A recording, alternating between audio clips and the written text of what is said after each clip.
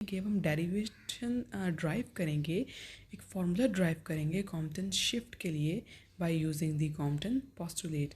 Now drive a formula for Compton shift in wavelength using Compton postulate. This formula will explain variation of Compton shift in wavelength and scattering angle.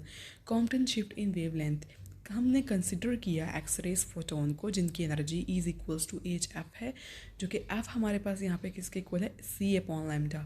तो हमारे पास formula क्या बन गया energy का, E is equals to H C upon lambda.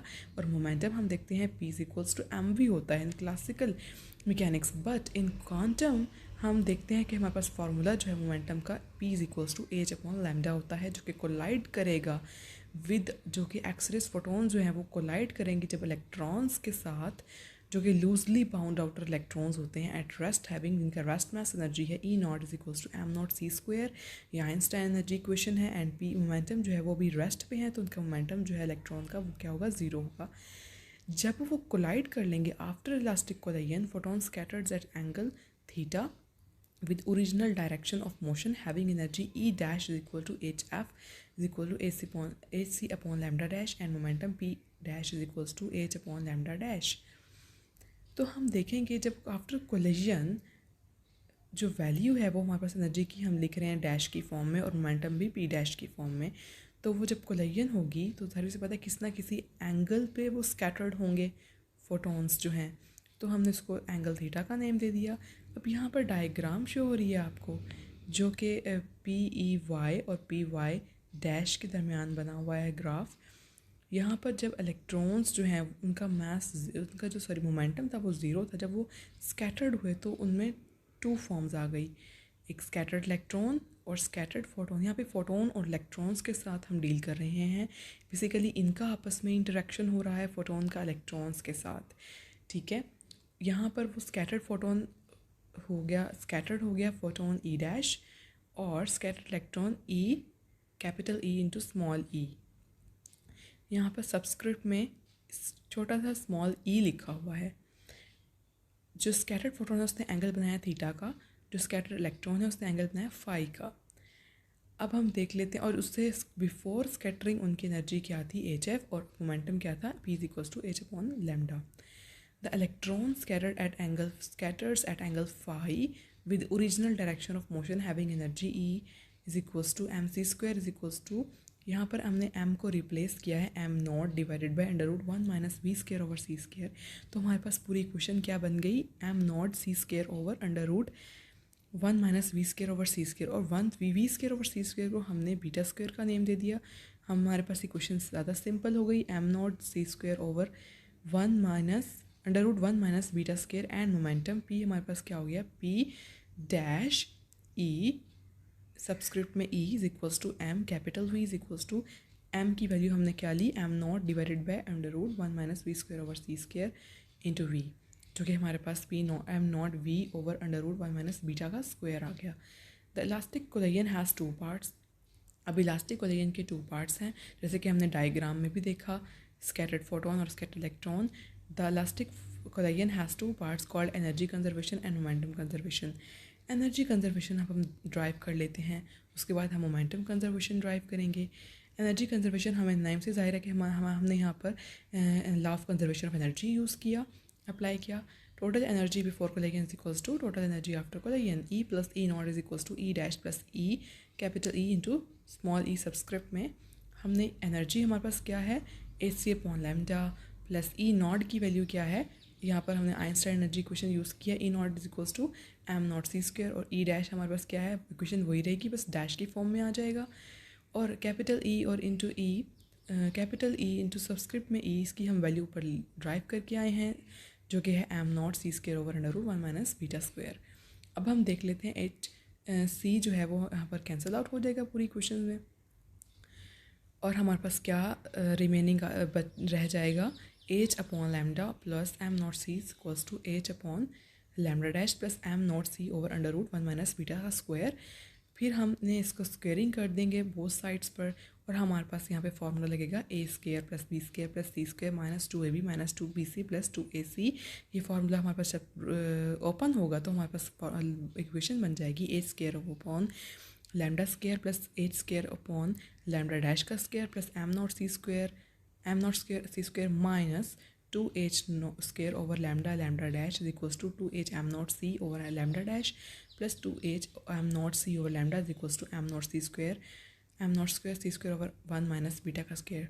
Square root से cancel हो जाएगा और हमारे पास ये इक्वेशन बन जाएगी। फिर हम देखेंगे हमने H square upon lambda square plus H square upon lambda dash का स्क्वायर प्लस हमने 2h एम नॉट सी को कॉमन ले लिया। हमारे पास क्या आया 1 over lambda minus 1 over lambda dash, और जो ये एम नॉट सी स्क्वायर था सी स्क्वायर था वो तो जाके माइनस का हो गया, और जो राइट हैंड साइड पे एम नॉट सी square over 1 minus beta square वो एज इट इज़ नीचे आ गया plus 2h square over lambda dash. अब हम देख लेते हैं, इसका हमने एलसीएम लिया 1 over lambda minus 1 over lambda dash का, तो हमारे पास ये आ गया lambda dash minus lambda over lambda dash.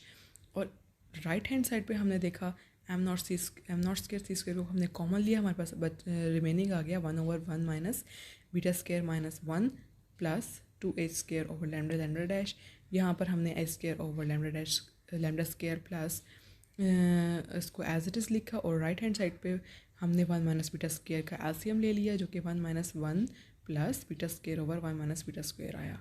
अब हम देख लेते हैं नेक्स्ट स्टेप में 1 क्या हुआ, ऊपर वाला प्लस 1 माइनस 1 से कैंसिल आउट हो गया और हमारे पास क्या बचा 20 beta square over 1 minus 20 beta square, और पूरी इक्वेशन ऐसे एज इट इज़ आ गई।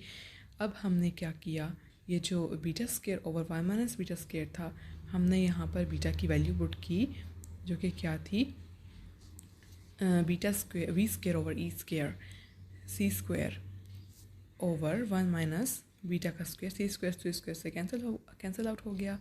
फिर हमने देखा हमारे पास इक्वेशन क्या बनी H square over lambda square plus H square over lambda dash का square minus M naught square V square over 1 minus beta square is equals to 2h square over lambda dash minus 2h M naught C lambda dash minus lambda over lambda dash. हमारे पास first equation drive हो गई। अब हम देखते हैं momentum conservation कैसे drive होगा।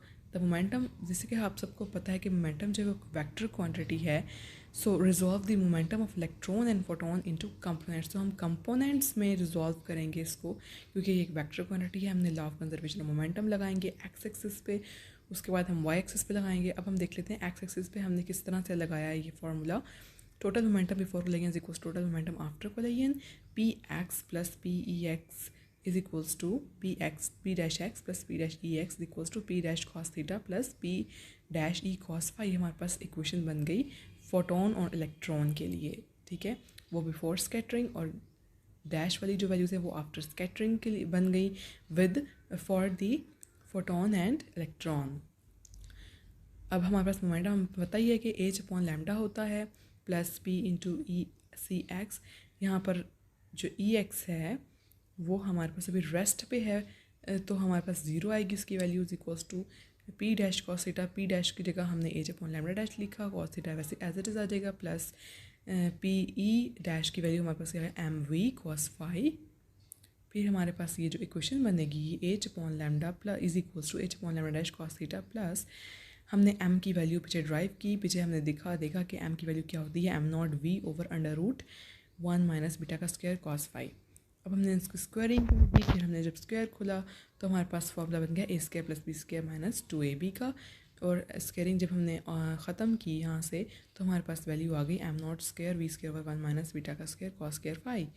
तो हमारे पास वैल्यू बन गई, इक्वेशन बन गई H square upon lambda square plus H square upon lambda dash का square cos square theta is equals to 2h square over lambda dash cos theta plus B M naught square V square over 1 minus beta का square cos square phi. ये हमारे पास second equation बन गई। अब हम Y axis पे इसी तरह मोमेंटम अप्लाई करेंगे। Total momentum before collision is equals to total momentum after collision, P Y is plus P E Y is equals to P dash Y plus P dash E Y is equals to P dash sine theta plus E dash sine theta phi. जैसे कि हमें पता है Y axis पे हमारे पास sign की value होती है, एक्स एक्सिस पे कॉस की वैल्यू आती है, इसी तरह इसलिए यहाँ पर ये फार्मूला बन गया।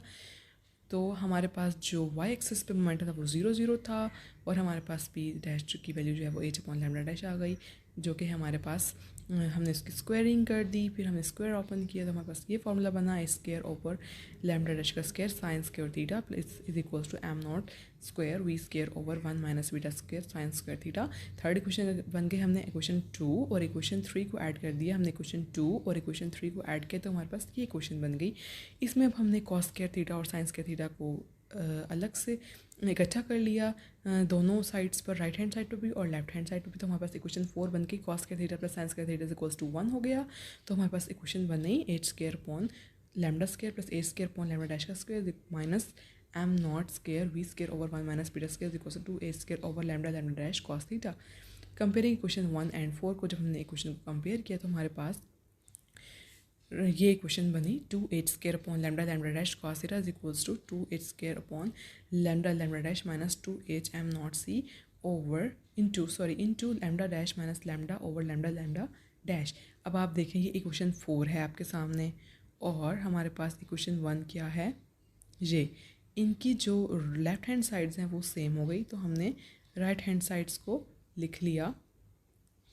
तो हमारे पास 2 से कैंसिल आउट हो गया, एज कॉस थीटा हमारे पास बचा, लैम्डा लैम्डा डैश से कैंसिल आउट हो गया, हमारे पास H minus M naught C into lambda dash minus lambda हमारे पास रिमेनिंग आ गया। एम नॉट एज की वैल्यू अब हमने एज को हम उस साइड पर ले गए, एज कॉस थीटा को जो पॉजिटिव का था उस साइड पर जाके नेगेटिव का हो गया, राइट हैंड साइड पर जाके नेगेटिव का हो गया। लेफ्ट हैंड साइड वाला H cos theta right hand side पे जाके नेगेटिव का हो गया। हमारे पास हमने जो M naught C into lambda dash minus lambda था वो नेगेटिव का था, वो हम लेफ्ट हैंड साइड पर ले आए, वो पॉजिटिव का हो गया। ठीक है, और हमारे पास क्या आया फिर एच हमने कॉमन ले लिया 1 माइनस कॉस थीटा और हमारे पास लैम्डा डैश माइनस लैम्डा की जो वैल्यू है वो हमारे पास क्या बनी, H upon lambda M naught C into 1 minus cos theta. अब ये जो हमने डायग्राम में हमने जो ग्राफ में देखा था लैम्डा और लैम्डा को, लैम्डा डैश एंड लैम्डा को और लैम्डा नॉट को, तो उनका बेसिकली डिफरेंस को हमने कहा था कि वो कॉम्पटन शिफ्ट होती है, उनका डिफरेंस जो कि हम लैम्डा डेल लैम्डा से डिनोट करते हैं। तो हमारे पास आ गया ये कॉम्पटन शिफ्ट को हमने ड्राइव कर लिया। ये del lambda basically Compton shift को रिप्रेजेंट कर रहा है जो कि इक्वल है H upon lambda H upon M naught C into 1 minus cos theta. ये जो कॉम्पटन शिफ्ट है यहाँ पर ये बेसिकली स्कैटरिंग एंगल पर डिपेंड कर रही होती है। जैसे ही स्कैटरिंग एंगल चेंज होगा तो कॉम्पटन शिफ्ट भी चेंज हो जाएगी। This is called Compton shift in the wavelength. The Compton shift in wavelength depends upon scattering angle and doesn't depend upon wavelength. Wavelength पर डिपेंड नहीं करती है बल्कि कॉम्पटन शिफ्ट जो है वो स्कैटरिंग एंगल पर डिपेंड करती है। अब हमने जो डिफरेंट 3 बेसिक एंगल्स पे जो टारगेट मटेरियल से स्कैटर्ड आउट हुई थी एक्सरेज, अब हम उसको डिफरेंट कॉम्पटन शिफ्ट के देख लेते हैं। जैसे देखें जैसे ही एंगल चेंज होगा तो कॉम्पटन शिफ्ट भी चेंज होगी। जैसे हम 0 डिग्री के लिए देखते हैं तो एंगल क्या होगा हमारे पास, कॉम्पटन शिफ्ट हमारे पास क्या आएगी 0, डेल्टा लैम्डा जो है वो हमारे पास 0 आएगा। हमने ये कॉम्पटन शिफ्ट का फॉर्मूला ड्राइव कर लिया। इसमें हमने डिफरेंट स्कैटरिंग एंगल्स को हम पुट करके देखेंगे तो हमारे पास वैल्यू जो है वो चेंज आ रही है। हमने 45 के लिए देखा तो हमारे पास आंसर क्या है 0.29 एच अपॉन एम नॉट सी। हमने 90 डिग्री के एंगल के लिए देखा तो हमारे पास जो कॉज 90 वो 0 हो गया। हमारे पास वही ऐसे हमारे पास क्या वही वेवलेंथ आ गई, वही कॉम्पटन शिफ्ट आ गई।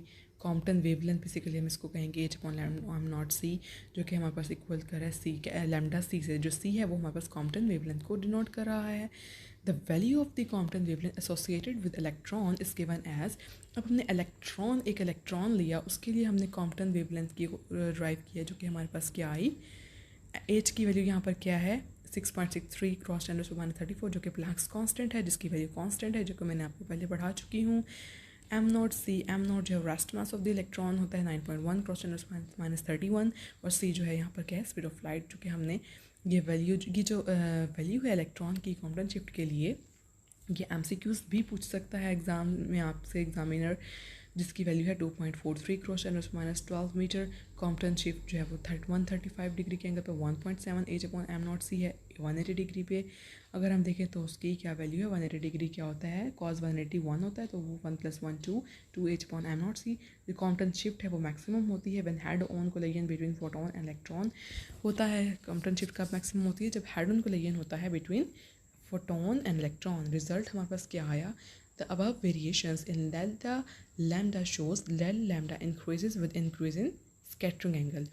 अब आप देखिए जैसे जैसे एंगल इंक्रीज़ हो रहा है तो स्कैटरिंग एंगल बेसिकली ये हम सिंपल एंगल की बात नहीं कर रहे हैं, यहाँ पर स्कैटरिंग एंगल की बात कर रहे हैं क्योंकि स्कैटर्ड एक्सरे से स्कैटरिंग एंगल बन रहा है। तो हमारे पास क्या देखा हमने कि जो डेल लैम्डा है, डेल लैम्डा वो इंक्रीज़ हो रहा है with the increase in scattering angle. अब हम देख लेते हैं फ्रीक्वेंसी ऑफ स्कैटर्ड एक्सरेज क्या है। The Compton shift in wavelength is lambda dash minus lambda is equals to H upon M naught C one minus cos theta. C lambda की वैल्यू हम लिखी C upon F minus C over F. जो dash वाली value है वो C over F dash की form में आएगी, जो विदाउट डैश है वो हमारे पास सी ओवर एफ आएगी is equals to H upon M naught C one minus cos theta, जिससे कि वैल्यू हमारे पास शो हो रही है सी की 1 over F dash is equals to 1 over F, हमारे पास सी कैंसिल आउट हो जाएगा, plus H upon M naught सी square into 1 minus cos theta हमारे पास रहेगा। ये थी frequency of scattered X rays after Compton spectrum, Compton scattering. ये था जी आज का लेक्चर। अगर आपने प्रीवियस लेक्चर्स नहीं देखे तो आप वो भी देख सकते हैं, वो भी बहुत इंपॉर्टेंट लेक्चर्स हैं फोटो इलेक्ट्रिक इफेक्ट जैसे के। तो ये था हमारे पास कॉम्पटन इफेक्ट का lecture. If you have any question let me know in the comment section. Please don't forget to subscribe my YouTube channel. If you subscribe, it means a lot for me. Thank you so much.